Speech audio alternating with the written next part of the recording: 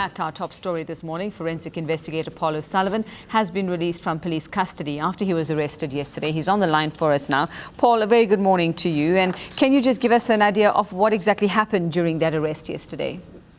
Well, I've just been at a meeting with the AfriForum lawyers who are supporting us in this issue. And the purpose of the meeting was to discuss what would be happening this morning at Pretoria Court, where my attorney, Sarah Jane Trent, is appearing in court on trumped-up charges. And stepped out of the meeting, jumped in the car to head back to Johannesburg because my office is in Sandton. And, there must have been about 10 or 12 vehicles surrounded me and I was arrested.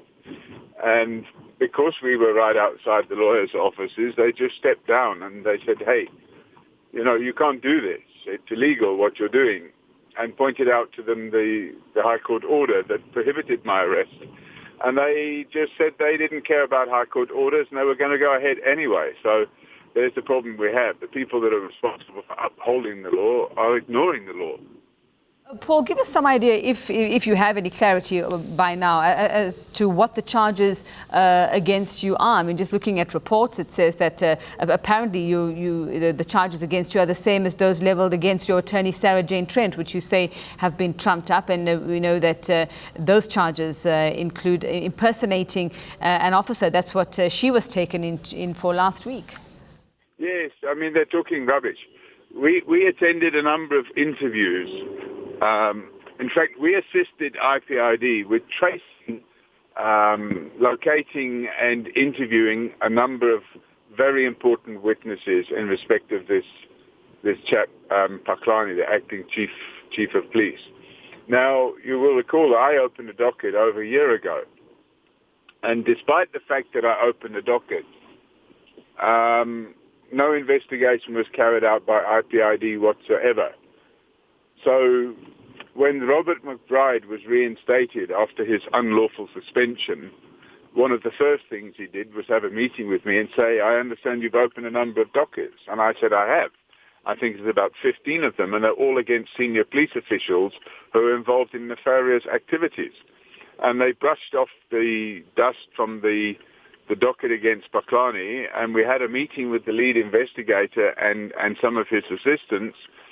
And he said, well, how would you go about best, picking up some speed on this? And I said, look, there's evidence that's out there, and if you secure it, your case is watertight. And we took him and showed him the evidence, and they secured it. And I mean, that's called assisting the IPID.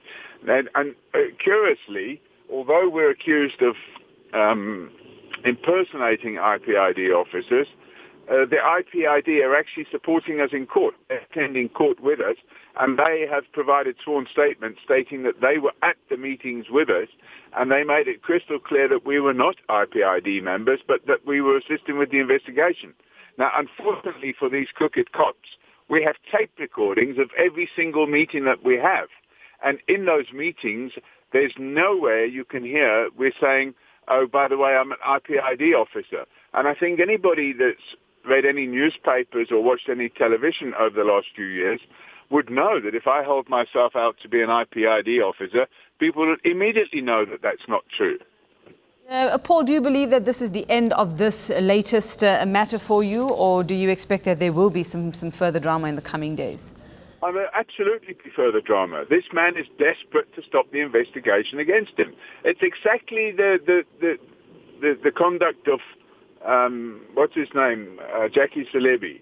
The narrative is the same. It's almost like carbon copy. And just looking at, that they've come at you despite that High Court order saying that you can't be arrested, do you believe that it's just meant to intimidate you, just meant to rough you up a little bit? Yeah, absolutely. It's meant to intimidate me. But I don't think it's going to work for them. I've got no doubt that in the coming days and weeks I'll be arrested several more times, but it won't keep me quiet, and it won't stop me from exposing the fact that the criminal justice system is now being run by criminals. And you will be in court today related to the case of your attorney, Sarah Jane Trent? Yes, we're just arriving in Pretoria now, and we're going to go to court. and I'll support her because that's what I do. All right, thanks very much for your time there. That's forensic investigator Paul O'Sullivan on the line.